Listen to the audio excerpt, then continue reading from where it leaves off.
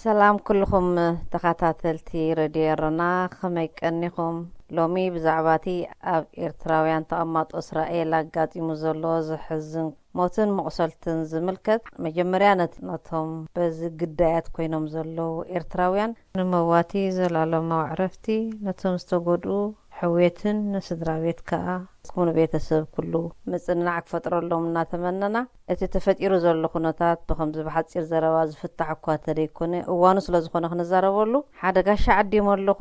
ኣቶ ሓለፎም ስልጣን ካብ እስራኤል ብዛዕባ እቲ ኩነታት ከመይ ዝኸይድ ኣሎ ማሕበረሰብ ኤርትራ ኣብ እስራኤል ከመይ ዘሎ ቁርብ ኣንፈት ክበና እዩ ብዝያዳ ነቶም ኣብ ርሑቕ ዘለና እቲ ኩነታት ቁርባ ሰንባድና ሸቓልን ስለ ዘሎ እዚ ኣብ እስራኤል ኣጋጢሙ ዘሎ ኩነታት ከመይ እዩ ዝገልጸለይ ፈቃደኛ ስለ ዝኾንካ ኣቶ ሓለፎም ስልጣን ብስም ሰማዕቲ መስግነካ መጀመርያ ኣብ እስራኤል ማዕስ መጺኻ ከመይ ዘለካ ምስትእስሳር ምስቲ ማሕበረኩም ቁርብ መብርህ ሃበና ቀዲምካ ሓራይ ኣነ እውን ነቲ ዝተዋሃበኒ ዕድል የመስግን መጀመርያ ነቲ ዘጋጠመ ኩነታት ንሓውና መንግስተ ሰማይ ወርሶ ቤተሰብ ድማ صناعة عبيدل ملء اسمي حلفهم سلطان يبال أبكل تشحن عسرت حالن ورحا حموشته إسرائيل عتيه كابكل تشحن عسرت تنمودات عبيد خون مستفل على فتات مزي أبزع عدس اللحبرة تسد ينكاساقس سنحي كاب مجمري تشحن عسر شمونتن كساب حجخا نحاتة تعوبة ناي كومينيتي طرنافه كما بومبر كينه نتفساني حراي غنيلي أتو حلفهم كم تزبلكايو تبع إسرائيل وريدو دلو موتن مؤسلتن ቤተሰብ ጥራይ ደኮነ ንኩሉ ኤርትራዊ ኣብ ሓዘን ኣውዲቑ ኣሎሞ ጽንዓትሃ ብንኩልና ሕውየት ነቲ ሙሉእ ሕብረተሰብ ዘድሊ ዘሎ ጠንቂ ናይዚ ኣጋጢሙ ዘሎ ሽግር ግን ብዕንቆት ክምርመር ስለ ዘለዎ ትዕዝብትኻ ከመይ እዩ እንታይ ትጠንቁ ሓፈሻዊ ምናልባት ብዛዕዲ ዘለናዮ ማሕበራዊ ፖለቲካውን ኩነታት ጽልዋ ይህልዎ እዩ ድሕረ ባይታና ሓዊስካ ኣጽብብ ንምባሉ ኣብቲ ኩነታት ፖለቲካዊ ትሕዝቶ ዘለዎ እዩ ብዓብዪ ክንሪኦ ከለና ኣብ ናይ ገፍትን ተቃወምትን ሰረት ዝገበረ እዩ ምናልባት ኣብቲ ዝሓለፈ ቁርብ ንምትህድዳኡ ዝተወስደ ስጉምቲ ዓሪፉ ነይሩ ግን ጽብብ ዝበለ ከም መቐፀልታ ናይ ዝተሓለፈ ከዓ ክቕፅል ጸኒሑ ኣብዚ ዘለናዮ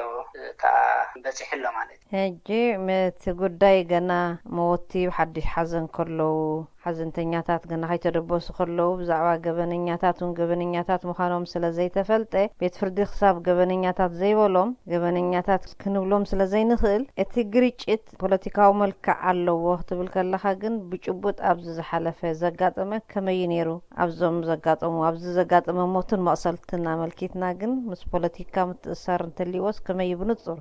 እቲ ፖለቲካዊ ከብሎ ዝኽእል እቲ ባእሲ ኣብ መንጎ ክልተ ጉሩብ እዩ እቲ ፖለቲካዊ መርገፂ ዘለዎ ሰረት ዝገበረ ይጸኒሑ ብዓብዩ ኩሉ ኣብ ክልቲኡ ደንበ ዘሎ ይሳተፎ ነይሩ ንምባል ግን ኣይከኣልን እዩ ቁሩብ ፅብብ ዝበለ እዩ ነይሩ እንተኾነ ግን ካብቲ ሓደ ወገን ነቲ ካልእ ወገን ትምጥቕቃዕ ናቱ መቐፀልታ እዩ ሕጂ ኣብዚ ዋላ ፖለቲካ ዘይነጥፍ ሰብ ነፃ ሰብ ግዳይ እንዳኾነ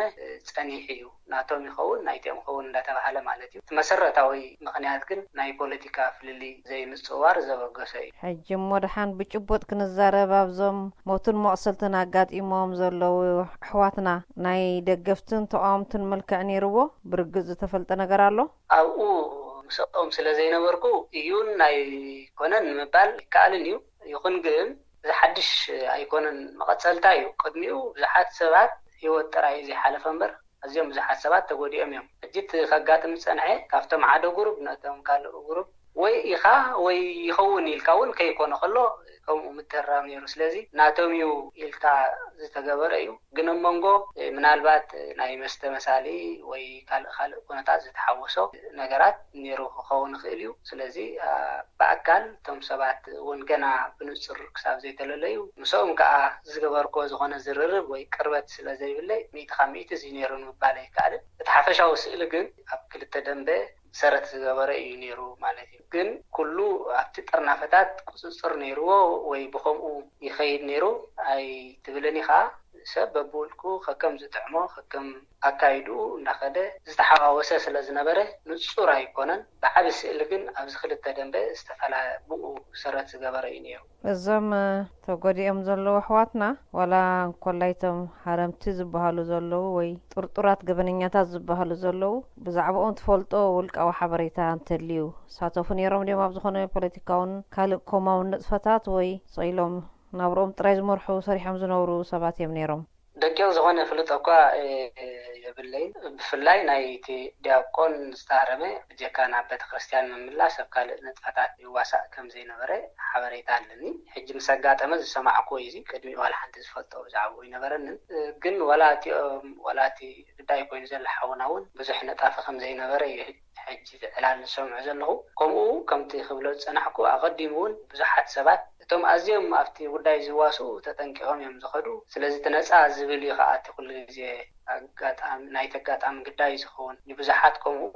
ኣብ ዝኾነ ተዋሳእቲ ዘይኮኑ ግዳያት ዝኾኑ ኣካላዊ ማለት እዩ ነይሮም ስለዚኦም እውን ከምኡ ነፃ ዝኾኑ ሰባት ክኾኑ ዝለዓለ ተኽእሎ ኣለዎ ከምኡ እውን እቲ ሕጂ ዝሰምዑ ዘለኹ ሓበሬታ ማለት እዩ ቅድሚ ዝኾነታት ግን ብዛዕባ እዞም ሰባት እዚኦም ዝፈልጦ ولا حدا نجار أي نمرة نخون كلهم ولا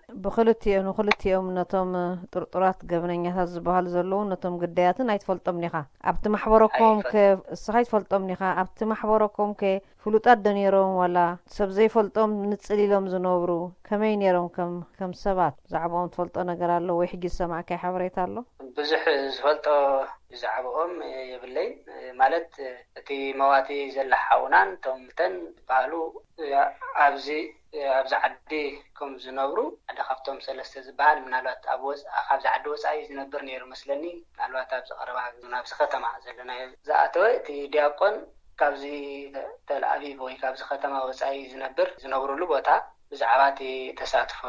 تساتفهم تمنك ساعاتهم جن دخول زخانة أفلتو يبلين الرأي أتحلفهم ፖለቲካው መልክዕ ኣለዎ ዋላ እዞም ሰባዚኦም ብጭቡጥ ኣይፋለጡ ኣብ ግርጭት ኣይእተውን በርቱ ክልተ ደንበታት ወይ ክልተ ግሩፖታት ተተፋኒኑ ስለ ዝፀንሐስ ግዳያት ኮይኖም ውፅኢት ናይ ትምትፍናኒ ትብል ኣለኻ ፖለቲካው ጥራይ ድዩ ዋላ ካልእ ኣውራጃውን ካልእ ፀቢብ ናይ ፅልኢ መንፈስን ከሎ እዩ ናና ፖለቲካዊ ጥራዩ ምክንያቱ ኣብ ክልቲኡ ደንበ ካብ ኩሉ ራጃታት ኣለዉ ወራፍቲ ተጠቕሶ ዝፀናሕኹ ግዳያት ዝኾኑውን ካብ ኩሉ ራጃታት ኣለዎ እዮም ኣብቲ ዝሓለፈ ኣካላዊ ማሕሰይቲ ዝወረዶም ስለዚ ኣብቲ ሓደ ደንበ ካብ ኩሉ ተወራጃታት ኣለዎ ኣብቲ ሓደ ደንበ ምናልባት ኣብቲ ሓደ ቁሩብ ናይ ሓደ ከባቢ ዝያዳ ስታይ ክልዎ ይኽእል ግን ኣለዎ እሱውን መስለኒ ስለዚ እቲ ቀንዲ ነገሩ እስቲ ተዓለም መፍለይ ዘሎ እቲ ናይ ፖለቲካ ጉዳይ መበገሲ እውን ንሱ እዩ ቅድሚ ዓመትን ገለና ኣቢሉ ኣብቲ ናይ 24 ጉንበት በዓል ከሎ ኩሉ ግዜኡ ናይ ተቃውሞ ሰልፊ ናይ ጉንናፅ ገለመለ ስለ ዘጋጥም ካብኡ ነቂሉ ነይሩ ፈኸም እንዳበለ ክንህድኦ ወይ ክንቆፃፀሮ ብዙሕ ፃዕርታት ጌርና ኢና ኣይተዓወትናሉን እዚ ጉዳይ ኣጋጢሙ ማለት እዩ እቲ ግርጭት ሓድሽ ከም ዘይኮነ ኢኻ ትገልፀለይ ዘለኻ ከተህድእዎ ብዓልመን ኢኹም ፈቲንኩም ናይ ብሓቂ እቶም ናብቲ ሕብረተሰብ ተሰማዕቲ ዝበሃሉ ሰባት ከህድእዎ ተበጊሶም ድዮም እንታይ ኮይኑ ከ ዘይተዓወተ እወ ተበጊሶም እዮም ብደረጃ ኮሚቴታት ናይቲ ናይ ኣውራጃ ማሕበራት ኣለዎ ብፍላይ ቤተ ናይ ለውጢ ዝቃለስ ዘሎ ሓይሊ ብኸምኡ ሓደ ኮሚቴታት ተቋቒሙ ብወገኖም እውን በቶም ብፍላይ ሓደ ልቢ ተባሂሉ ዘሎ ጥርናፈ እዩ ቀንዲ ኣብዚ ኩነታት ዝዋሳእ ዘሎ ስለዚ ምስናቶም ወከልቲ ተገይሩ ብዙሕ ዝርርባት ተኻይዱ ነዚ ጉዳይ እዚ ጥራይ ዘተኮረ ማለት እዩ ብተዛማዱ ናብ ዝሓለፈ እዋን ሃዲኡ ነይሩ ናይ ኣጋጣሚ ኣብ ዝሓለፈ ቅድሚ ገለ ሰሙናት ኣቢሉ ንሓደ ሓውና ከምኡ ናይ ማሕረምቲ ስለ ዘጋጠመ ከቢድ ተሃሪሙ ሕክምና ዝኣተወ ኣሎ ከም እንደገና ነገር ብኽባራዕ ምክንያት ኮይኑ ማለት እዩ ቅድሚ እዞም ክልተ ዝናይ ሳልስቲ ፍፃመ ካልእ ፍፃመ ነይሩ እወ ሓደ ብከቢድ ዝተሃረመ ሰብ ነይሩ ንስኹ እንታይ ነይሩ መበገሲ መዓስ እዩ ብርግፅ እኳ ይዝክርን ከባቢ ወርሒ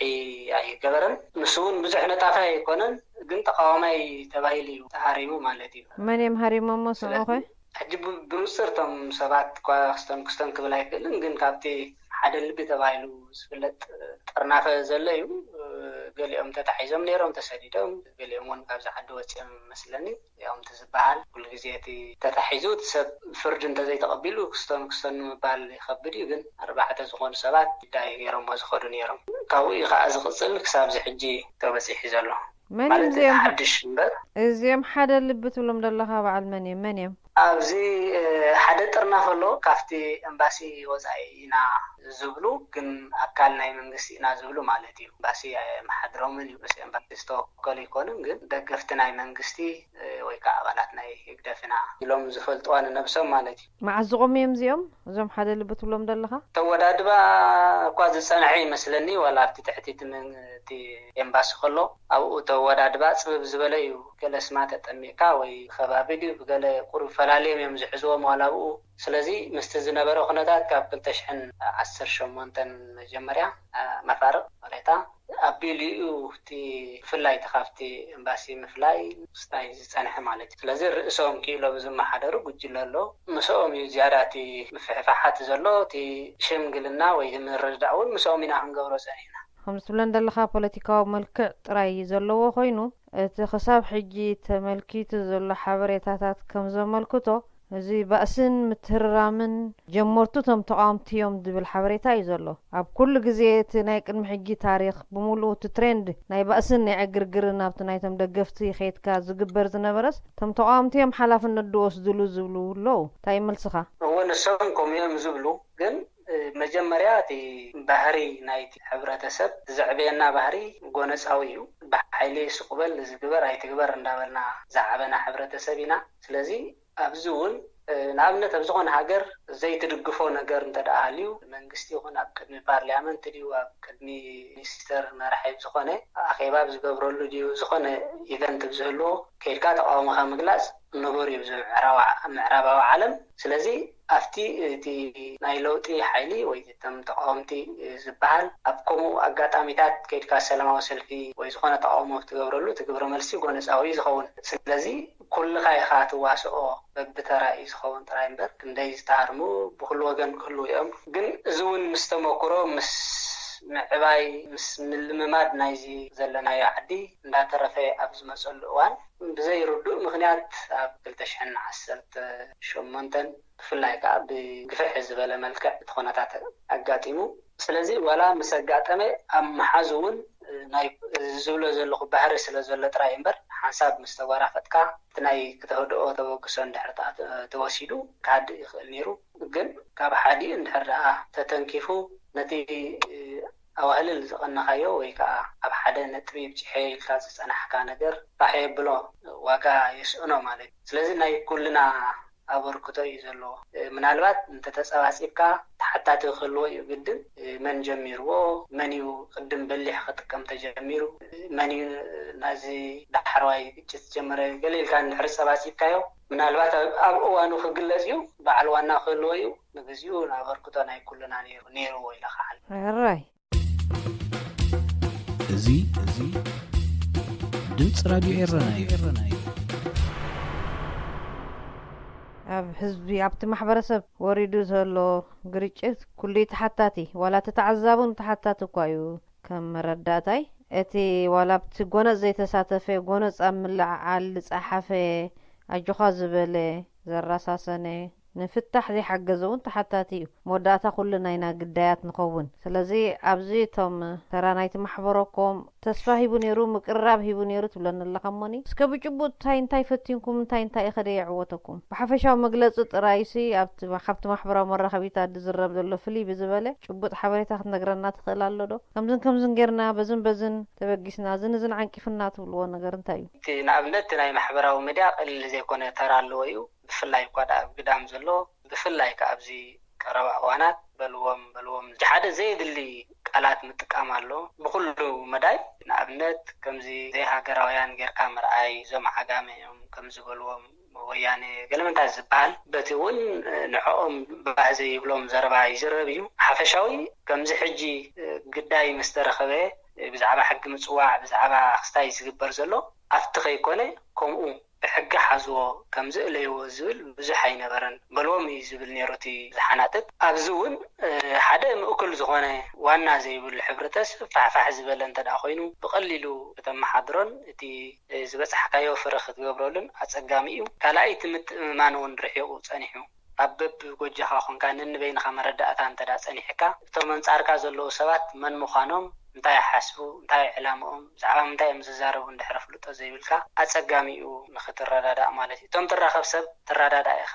ሰሪሕካዮ ምስ ከድካ ምስ ተመለስካ ኣብ ሓደ ከባቢ ኣብ ሓደ ጫፍ ንእሽተይ ትንኻፋት እንተደኣ ተፈጢራ ከም ዓብዪ ክስታይ ይርአ ብምሉእ ነቲ ዝተሰርሐ ናይ መፍራስ ኣጋጣሚታት ነይሩ ዝተወሰኑ ተብፍላጥ እንተ ብዘይፍላጥ ነዚ ኩነታት ዘሽከርክሩ ኣካላት እውን ኣለዉ ኢልና ኢና ንግምት እንተ ካብዳ እንተኻቦሽቲ ምክንያቱ ኩሉ ግዜ ኣብ ደሓን ደረጃ ኣብ ዝበፅሓናሉ እቲ ነገራት መሊሱ ዝኽሰት ኣብ ዝሓለፈ እዋን ነዚ ሓድሽ ዝተፈጠረ ኩነታት ኣብ ፍጹም ምርዳእ ኣብ ዝበፅሓናሉ ኣብቲ ናይ ቤተ ክርስቲያን ዝተፈጠረ እግርግር ከዓ መሊሱ ንድሕሪት መሊስና ጆ ሒዝና ንሱ ከዓ ስውን ምክንያት ናይ መንፈሳስ ደም ከይከውን ክንማልኦ ስለ ዘለና ቁርብ ክደን ንኽንዳናጎ ምክንያት ኮይኑ እዩ ብኸምኡ ብምድንጓይና ከዓ ዘይ ሕጂ ኣጋጢሙ ዘሎ ኣርኪብና ማለት ሕጂ እውን ተስፋ ይገብር ብዝሓፀረ ግዜ እቲ ነገር ኣብ ሓደ ማዕለቦ በፂሕና ካልእ ደምን ምጭንናቕን ከይንርኢ ተስፋ ማለት እዩ هراي حجي ኣብዚ ህሉ ኩነታት ኣብዚ ሳልሲ ብዘጋጠመ ዝሕዝን ፍጻመ እንታይ ተገይሩሎ ኣብ እስራኤል እንታይ ትገብሩለኹም ሕጂ ብህፁፅ ዝተገብረ ነገር ኣሎ ዶ ማለት ህፁፅ ኢልና ንዑ ፍሉይ ዘይኮነስ ኩሉ ህፁፅ እንዲ ነይሩ ዋላፍቲ ዝሓለፈ ካብ ኣፍ መፅእ ደሓነ ሰብ እሞ ስጥራይ ዘይኮነ እቲ ነገር ብጉጅለ ክሳዕ ዝኾነ ክንቆፃፀሮ ናብ ዘይንኽእል ከይዓቢልና ፅዑቕ ኢና ንሰርሓሉ ነርና ስለዚ እቲ ሞት ምስ ኣጋጠመ ግን እቲ ናይ ሓዘን ጉዳይ ክሳብ ዝሓልፍ እቲ ናይ ሬሳ ይኹን ካልእ ክሳብ ዘብል ዝሓለፈ ቁርብ መዓልታት ኣይ ክሳይ ገበርናን በቲ ናይ ቤተ ክርስቲያናት እውን ገለ ተወግሶታት ወሲዶም ኣለዉ ብሓፈሻ ነቲ ህዝቢ ንምርግጋእን ናይ ዕርቂ ወይ ከዓ ናይ ሰላም መንፈስ ንምዝራእ ተወግሶታት ኣሎ ክሳብ ዝመፅእ ዘሎ ቀዳም ቢልና ቀዳመ ሰንበት ገለ ነገር ክንገብር ኢለ ተስፋ ከምኡ ትስቢት ኣለኒ ሕጂ እቲ መዋቲ ኣፋኒኹም ወዲኹም ትሬሳ ገና ኣሎ መስለኒ ኣይክደን ሓላፍነት ድወስድ ከሎ ድዩ ቤተሰብ ወይ ገለ ዋላ ኩሉ እቲ ኤርትራዊ ድምልከቶ ሓፈሻዊ ናይ ኩሉ እዩ ግን ቤተሰብ ከኣለዉ ዝያዳ ሓላፍነት ሒዞም ዘለዉ ካብ ቤጂ ኸም እዩ ካብ ቤተሰብ ናብ ዓዲ ካብ ዓዲ ናብ ከባቢ እንዳበልካ ብደረጃ ሃገር ከዓ ከም ሕብረተሰብ እዩ ዘሎ ማለት እዩ እቲ ምትሕግጋዝ ከመይ ከምዚ ከጋጥም ከሎ እቲ ብእስራኤል ዘሎ ማሕበረሰብ ኩሉ ከም ሓዘኑ ድዩ ዝሪኦ ከመይ እዩ ከምዚ ካልእ ከባቢታት ተሓጋጊዝካ ድዩ ድግበር እቲ ከምዚ ዓይነት ሓደጋ ከጋጥም ከሎ ከመይስ ኣተሓሕዝኡ ነዞም ኣብ ርሑቕ ዘለና ነገረና ኣተሓልፎም እወ ደሓን እዩ ሓፈሻዊ ምትሕጋዝ ዘሎ እዩ ብዛዓዲ ካልእ ኩነታት ይሸጊርና ዘሎ እምበር ከምዚ ሽግር ተረኺቡ ክበሃል ከሎ ደሓን እዩ ተሓጋገዝ እዩ እቲ ሕብረተሰብ ነዚ ብዛዓዲ ዘሎ ጥራይ ዘይኮነስ ናብ ብዙሕ ከባቢታት እውን ብዙሕ ሓበሩ ኩነታት የርእዩ በዓቕሙ በብእዋኑ ስለዚ እዚ እውን ከምኡ ምናልባት ሕጂ ብፅብብ ዝበለ ተገይሩ ክኸውን ይኽእል እዩ ግን ኣብ ቀጻሊ ከዓ ሓፈሻዊ ዝኾነ ስታይ ክግበረሉ ክእል ኸውን እቲ ናይ ምትሕጋዝ መንፈስ ደሓን እዩ ዋላ ኸማን እቲ ፖለቲካ ገለ ትገድፎ ኢኻ ከምዝታት ሽግር ክርከብ ከሎ ማለት እዩ መንግስቲ እስራኤል ከንታይ ተራ ኣለዎ ኣተሓለፎም ኣብዚ ጉዳይ እዚ ሕጊ ምኽባር ሕጊ ወሳኒ እዩ ኣብ ዝኾነ ሕብረተሰብ ዋላ ኣብ ዝስልጡን ሕብረተሰብ እውን ኩሉ ሰብ ብሕጊ እዩ ተማእዝዩ ዝኸይድ ካብ ኣማኢት ሃገራት ዝመፅእ ህዝብስ ሕጊ ብተሪር ሕጊ ዝተሓዝ ኣብ እስራኤል ሕጊ ናይ እስራኤል ከመይ እዩ ድምልከቶ ነቲ ስደተኛ ሰላም ኣብ ምስፋን መንግስቲ እስራኤል ኣብዚ ጉዳይ እዚ ከተራ ክፃወት ኣይክእል እንድዩ ካብቲ ቀንዲ ፀገም ነዚ ምክንያት ኮይኑ ዘሎ እቲ ናይ እስራኤል መንግስቲ ሸለልትነት እዩ ካብ ክጅምር ከለት ሒዙ ጉዳይ ብዙሕ ግዜ ናብ ፖሊስ ኣመልኪትና ኢና ነቲ ዕግርግር ምምህዳእ ምክንያት ዝኾኑ ሰባት ኣብ ትሕቲ ቀይዲ ከኣትውልና ሓቲትና ኢና ብፍላይ ዝበላሕቲ ነገራት መሓዝ ምስ ተጀመረ እውን እዞም በላሕቲ ነገራት ሒዞም ዝርከቡ ሰባት ኣብ ትሕቲ ቀይዲ ከኣትው ብሕጊ ክተሓዙልና ተደጋጋሚ ናብ ፖሊስ ጥርዓናት ወይ ሓበሬታታት ሂብና ኢና ግን ዝሓዝዎም ነይሮም ሒዞም ይፍንዎም እዮም ኣብ እስራኤል ንኣብነት ካራ ሒዝካ ምንቅስቃስ ብጣዕሚ ብተሪር ዝተኸልከለ እዩ ዋላ ካብ ድኳን ገዚእኻ ብቁልዕ ሒዝካ ኣይትኸይድ ንኻ ንገዛኻ ኣብ ውሽጢ ንብረት ኣብ ሻንጣ ዓሺግካ ተዘይኮይኑ ከምኡ እንዳኾነ ከሎ ካራ ተዓጢቆም ካራ ተሽከርካሪት ገይሮም ካራ ኣብ ገዝኦም ወይ ብጥርኑፍ ተረኺቡ ንሱ ሰቂሎም ሸለሊሎሞ ምናልባት ኮነልካ ዝተራእየ ዝመስል ዋላ እውን ሕብረተሰብ እስራኤል ከም ዘይሰምዖ እውን ተገይሩ ዝኾነ ናይ ሚድያ እስራኤል ብዛዕባ እዚ ጉዳይ ይዝረበሉ የለን ስለዚ እቲ ሸለልትነት ሙሉእ ሸለልትነት ኣሎ ናይ መንግስቲ እስራኤል ንሱ ከዓ ቀንዲ ጉዳይ ገይርና ዘሎ መንግስቲ እስራኤል ግን ካብ ከምዚ ዓይነት ሰላም ዘይብሉ ኣብ ነንሕድሕዱ ዝቃተል ኮሚኒቲ እንታይ ክረብሕ ይኽእል ንዕኡ ስግኣት ዘይኮነን እዩ ስግኣት እዩ ግን ምናልባት ከምኡ ምዃን ኣጨኒቕናስ ካብ ዝዓዲ ክንወፅእ ከዓ ምናልባት ብከምኡ ይርአ ክኸውን ይኽእል እዩ እምበር ከምኡ እንዳበለ ዝነበር ሕብረተሰብ ነቲ ሕብረተሰብ እውን ዘይርግ እዩ ባይዘወይ ኣብ ሓንቲ ከባቢ ጥራይና ቅመጥ ወይ ዝኾነታት ኣብ ሓንቲ ዝተወሰነ ከባቢ ዘጋጥም ዘሎ ብዙሕ ካፍቲ ሕብረተሰብ እስራኤል እውን ዝተኸወለ እዩ ማለት እዩ እዚ መብዛሕትኡ ናይ እስራኤል ሕብረተሰብ ብዛዕባ እዚ ጉዳይ ኩሉ ዝኾነ ኣፍልጦ ዘለዎ ይመስለኒ ማዕከናት ዜና ይዝከታተል ንሰን ከዓ ፀማም እዝኒ ሂበንኦ ስለ ዘለዋ ስለዚ ኣብ ውስን ዓንኬል ተሓፂሩ ኣብ ውሽጥና ጥራይ ዝያዳ ይኮይኑ ዘሎ መንግስቲ ኤርትራ ኤምባሲ ኣለዎ ብእስራኤል እሱ እንታይ ግብረ መልሲ ሂቡ ክሳብ ሕጂ ኤምባሲ ናይ ኤርትራ ብዛዕባ እስራኤል ዘሎ ህዝቢ ተዛሪቡ ይፈልጥን ዝኾነ እዋን ዋላ ክንስጎብ ከለና ዋላ ክንእሰር ከለና ዝኾነ የጋጥም ብዙሕ ሽግር እዩ ዘሎ ማሕበራዊ ሽግራት ኣብዚ ዓዲ ቆልዑ ሰግሪጌትድ ኮይኖም ተፈልዮም እዮም በይኖም ዝመሃሩ ምስ ናይ ቆልዑ እስራኤል ኣይሕወሱን እዮም ብዙሕ ሓገዛ ይግበረሎም ብዙሕ ሽግራት ኣሎ ኣዝዩ ማሕበራዊ ፀገማት ኣሎ ብዙሕ ሽግራት እውን ኣጋጢሙ ዝሓለፈ ዋላ ናይ ደቂ ኣንስትዮ መቕተልቲ ካልእ ነይሩ ስለዚ ነዚ ማሕበራዊ ኩነታት ናይ ኤርትራውያን ኣብ እስራኤል ዘለዉ ዋላ ነቶም ደገፍቲ እውን ሓዊስካ ብዛዕባኦም ዝምልከት ዝበሃል መግለፂ ወይ ጥርዓን ወይ ዝኾነ ሰሚናር ሓፈሻ ከም ኤርትራውያን ተገይሩልና ወይ ሰሚዕናን ኣይንፈልጥን ስለዚ ምናልባት ንዝተወሰነ ጉዳያት ኢሎም ተኣኪቦም ተንካብኦም ክግበራ ዘለዎን ይገብሩ ኾኑ ካብኡ ወፃእ ግን ኣብ እስራኤል ንዘለና ኩነታት ተመልኪቱ ዝኾነ ንጥፈታት ወይ መግለፂ ሪናን ሰሚዕናን ኣይንፈልጥን ዋላ ነቶም ደገፍቶም ብዛዕባ ዝጋጢሙ ዘሎ ኩነታት ሓበሬታ ድሃብዎም ዳኣከብዎም ኣለዉ ዶ የለን ሕጂ ዝተፈንጨሉ ንንድዮም ዘለዉ እቶም ሰባት ካብቲ ኤምባሲ በቲ ኤምባሲ ኣይመሓደሩን እዮም ብፍላይቶም ኣብቲ ክስታይ ዝዋስኡ ዘለዉ ዋላ ከይኮነ ከለውን ከምዚታት ኣብ ዘጋጥም ንምትህድዳእ ተባሂሉ ዝኾነ ክስታይ ሕና ሰሚዕና ኣይንፈልጥን ብውሽጢ ዝግበር እንተልዩ ከዓ ንዕኦም ይምልከት ሕራይ ኣተሓለፎም ይቕኒለይ እቲ ማሕበራዊ ሓጎፅጎፅቲ ዘሎ ኩነታት መቸም ከምዚ ክትገልፀለይ ፀናሕካ ደቂ ኣንስትዮ ምቕታል እውን ስለ ዝነበረ በዚ ናይ ሕጂ ፖለቲካዊ ትርጉም ጥራይ ክትህቦቱ ዘሎ ናይ ኣእምሮ ነውፅስ ዝከኣል ኣይመስለንን ሓፈሻዊ ካብ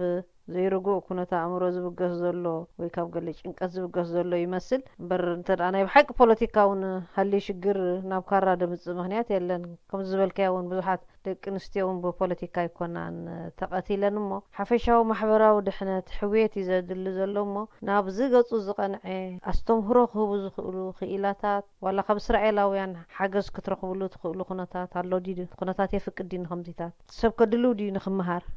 ብመሰረቱ ኣነ ጠንቂ ናይ ዝሕጂ ኮይኑ ዘሎ እቲ ሓፈሻዊ ንምግላፅ ዳ እምበር እቲ መሰረታዊ ምክንያት እቲ ኣካባቢና ናይ ንእሽተይ እውን ትንክፈቢልዮ ኣብ ዓድና ተጨኒቕና ኢና ንተሓዝ ነርና ኣብ ውትድርና ዝነበረ ዋላ ቤት ትምህርቲ ኮሌጃት ብወታደራት ኢና ንመሓደር ነርና ንእሰር ንዓሪት ንጎይ ተሰሪዕና ምግብና ንኸይድ ተሰሪዕና ናብ ኣኼባ ንኸይድ ኩሉ ነገርና ቀይዲ ዝመልኦ ነይሩ ኣብ ኤርትራ ክንመፅእ ከለና እውን ብኻብኡ ዝገረደ መገዲ ኢና መፂና ካብ ኢትዮጵያ ይኹን ካብ ሱዳን ይኹን ጀሚርካ ክሳብ እስራኤል ንኣቱ ብርዓድን ብፍርሕን ብጭንቀትን ዝመልኦ ብዙሕ ስቃያት ዝተረኸበሉ ኩነታት ኢና መፂና ኣብ እስራኤል እግርና ካብ ንነብር ክሳብ ሕጂ እውን ክትስጎጉ ኢኹም ክትእሰሩ ኢኹም ንስራሕ ኣይፍቀደኩምን ናይ ክልተ ወርሒ ወረቐት ከምዝን ከምትን እንዳተባሃለ እቲ ህይወት ኣዝዩ በዳሂ ምኸዓ ኣላይ ዓበይትን ኣያታት ወለዲ ዘይብሉ መንእሰይ ዝበዝሖ ገሊኡ እውን ኣዝዩ ንእስ ዝኾነ ተመክሮ ዘይብሉ ዝዓብለሎ ንዝኾነ ብዘጋጥም ኩነታት ብልቦና ከመሓድሮ ወይ ብዓይኒ ብልቦና ክሪኦ ኣዝዩ ከቢድ እዩ ሕጂ እቲ ምክንያት ፖለቲካ መባለይ ሓፈሻዊ ስእሊ ወይ እቲ መበገሲ ዳ እምበር ولا بوليتيكا أنت تفعل خون بخران بوزمن تهرارم نور أيقونن لذيذ أبزي نور سلزلنا يو بوليتيكا وين من محدار سينا يو مبر بوليتيكا كو نور يختفل عليه ما خا وصاخن كخا مستزلنا يتعدو خناتات بزم مساسل ملكع غير كخ تشرحو يتي تعنازلو بوليتيكا مالتي يقداتي بوليتيكا خبل كله يوم تقاومتيهم يوم دغفتيهم تبايل كاسله تغبر يمبر تمسرتاو ነገር እቲ ቁነተ እምሮ ዘሳዕበዩ ከምተዚ ተኣስኪውን ናይ ደቂ ኣንስትዮ ናይ ካልእ ወላ ትሕተ ህፃን ከይተረፈት ከምኡ ዘጋጠማ ነይራ ብዙሕ ሓደጋ ኣብዚ ዓዲ ዘሎ ሂወቶም ዘሕለፉ ብገዛ ነብሶም ኣለዉ እዮም ብዙሓት ቀታልዮም ዘይፍለጥ ወይቶም ዝተረኸቡ ብዙሓት እዮም ብዙሕ ሽግር ማሕበራዊ ሽግር እዩ ዘሎ ኣብዚ ዓዲ ኣብ ከምኡ ኩነታት ከለና እውን ብርሑቕ ኣብዚ ናይ ስነ ኣእምሮ ሓገዝ ናይ ሳይኮሎጂካል ምትዕርራያት ክግበር ትምህርቲ ገለ ዝሃበና ወይ ዝሓገዘና የለን ንኸምኡ ክንከውን ተካውናና ወይ ኣወዳድባና እውን ቁሩብ ድኽም ዝበለ እዩ ከም ዝንብሎ ዝተፈላለዩ ኩነታት ዘለዎ እውን እዩ ነቶም እስራኤላውያን ሓገዝ ክትሓትት እውን ቁሩብ ንኸምኡ ዝበቅዕ ናብኦም ገፁ ዝደራደር ዓቕሚ ሰብ ወይ ዓቕሚ ኣወዳድባ ክህልወካ እውን የድሊ ኤርትራውያን ካብዚ ዓዲ ኣብዚ ዓዲ እኳ ብዙሕ ስታይ ዘሎ ይመስለንን ግን ካብዚ ዓዲ ወፃኢ ዘሎ ኤርትራ እውን ብጀካ ብፖለቲካዊ ምክንያት ብካልእ ምክንያት ዝገሸና ዳርጋ ውሑድ እዩ ወይ ከዓ ብቁጠባዊ ምክንያት እንተዘይኮይኑ ስለዚ ኩሉ ተደማሚሩ ሓገዝ የድሊ ብዙሕ ሓገዝ የድሊ እዩ እቲ ክውንነትና እዩ ነቲ ክውንነትና ኢና ነንፀባርቕ ዘለና ክብል ይኽእል ማለት ኦኬ ያኔል ኣተሓልፎም ብልክዕ ሓገዝ ዘድልዮ ማሕበረሰብ ኣብ እስራኤል ኣብ ኩሉ أمول عالمي ولا بأوروبا تماساسالي ጸገም يጋጥም እዩ ኤርትራውያን ኣብ ብዙሕ ቦታታት ተሰዲዶም ዘለዉ ዝዋንዚ ካብቶም ናይ ቀዳሞት ስዱዳት ዝተፈልየ መልክዕ የንጸባርቑ ኣለዉ ነቲ ዝነብሮ ዘለዉ ሕብረተሰብ እውን የሰንብዱ ኣለዉ ቅድሚ ሕጂ ብኸምኡ ዝፍለጥ ኤርትራዊ ኣይነበረን እሞ ሓደ ዓብ ጸገም ኣጋጢሙሎ ኣብ ኤርትራውያን ክንብል ንኽእል ኢና ኣብ ክንድቶም ጓይላ ምጽኦም ወይ ደረፍቲ ይመጽኹም እዮም ግን ሕጂ ግን ናይ በሓቂ መድሃኒት ሒዞም ድመጹ መምሃራን የድልይኹም ኣለዉ መስለኒ እክብ ኢሉ ስለ ዘሎ እቲ ናይ እስራኤል ድጎልሕ ደሎ ብዙሕ መንእሰይ ኣብ ሓደ ከባቢ ተኣኪቡ ግን ብዙሕ ከዓ ሓገዝን ትምህርትን ዘድልየ እዩ ንዕኡ ዝሕግዝ ዘይኮነ ግን ካብኡ ክጥቀም ዝደሊ ጥራይ እዩ እቶም ፖለቲከኛታት ንካልእ ስርሖም የማኡ ድመጹ እቶም ካልኦት ደረፍቲ እውን ከምኡ ስለዚ ዝዓበየ ግን ኣእምሮ ከድሕኑ ዝኽእሉ መጻኢ ወለዶ ክዕቅቡ ዝኽእሉ መምሃራን የድልዩ ኣለዉ እሞ ዝዛረቦ መልእኽትኻ ኩሉ ሰብ ሰሚዑ በዚ ተበግሶ ክወስዱ ዝኽእሉ ኤርትራውያን ክህልው ተስፋ ንገብር ዓብዪ ጸገም ሕጂ ተደይ ተፈዊሱ ከዓ ብዝኸፍአ መልክዑ ንኹልና ከጥፋኣና ምዃኑ ከዓ ክንስሕቶ ዘሎ ይመስለኒ ስለዚ የቐኒለይ ክብረት ሃብካ ኣተሓልፎም ኣብ መወዳእታ ክትብሎ ትደሊ እንተልዩ ክንውዲና የቐኒለይ ኣነ እውን ዝተዋሃበኒ ዕድል ደጊመ ክብሎ ዝደሊ ሓፈሻዊ ነዚ ኣብ እስራኤል ዘሎ ህዝቢ ነቲ ዘሎ ኩነታት ብርግኣት ክሪኦ ካብ መስኮኖ ወይ ከይኮነ ከሎ ክትልብመሉ እዩ ዘገድስ ወይ ዘድሊ እቲ ኣብ ማሕበራዊ ሚድያ ዝበሃል ኣብ ዘብፅሕ የብሉን ገሊኡ ኮኔልካ ንምንኻትና ክኸውን ይኽእል እዩ ገሊኡ ከዓ ብስምዒት ብዘይርድኢት ክኸውን ይኽእል እዩ ስለዚ ረጊእ ኢሉ ሚን ተባሂሉ ጉዳዩ ነቲ ሓደን ኣይኮነን ንኹልኻ ስለዝልክመካ ሚን ተባሂልና ክንፈትሖ ይላቦ ኣብ እስራኤል ወፃኢ ንዘሎ ከዓ እንተኽኢሉ ዓቕሚ ዘለዎ ሰብ እንተልዩ ንዘለና ሽግር መፍትሒ ዝኸውን ሓገዝ ለበዋ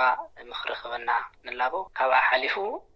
ንሓድሕድና ዘየሳንን ንፅቡቕና ዘይኮነን ካብ ምሕጋዝ ክቁጠብልና ከዓ የላቦ የቐኒለይ ደጊመ ዝተዋሃበኒ ዕድል የቐኒለይ ተሓልፎም بشم سمعت راديو رنا دقيمة مسجنك كوبرات سمعت راديو رنا نتي أب إسرائيل أبز حلف سمون زقات أمي زحزن موتن مقصلتن بزملكت أتي أب إسرائيل زل خناتات حزير مبرهي كبني مساي حزير على زكايدي أتحلفهم سلطان بسمكم دقيمة مسجنو نايلو مدباب زودينا لنا وخالو مدب كن رخبينا سلام كني